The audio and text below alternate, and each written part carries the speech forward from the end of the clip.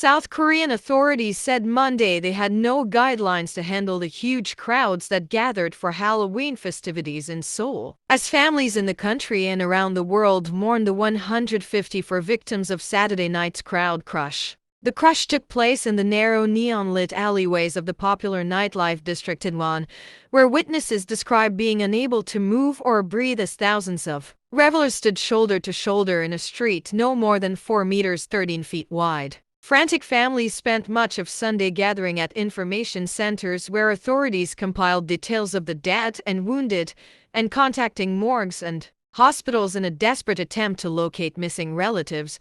With all of the victims now identified, the panic has transformed to national grief as the country grapples with one of its worst ever disasters while parents overseas make arrangements for their deceased children in a foreign land. Official memorial altars were set up in central Seoul Monday, with photos showing crowds visiting to pay their respects. Many were in tears and holding white flowers. Others knelt and bowed deeply to the altar. South Korean President Yoon Suk-yeol, his wife, Kim Kyun-hee, and top officials including the Prime Minister and Seoul Mayor joined the mourners. Many shops and businesses were closed to observe a week-long national period of mourning. Parts of central Seoul were nearly deserted, a highly unusual sight in the usually bustling capital that's home to about 10 million people. People also paid respects at a makeshift memorial in Itaewon, outside a subway station near the alley where the crush occurred. The station entrance is adorned with rows of flowers and offerings such as handwritten notes,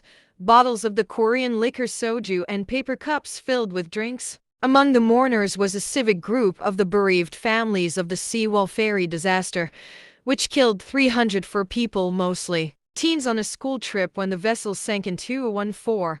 As one who had suffered the same pain, my heart is torn and I'm rendered speechless, one of the group's members told reporters at the memorial, saying the families were saddened to see a major disaster like this repeated.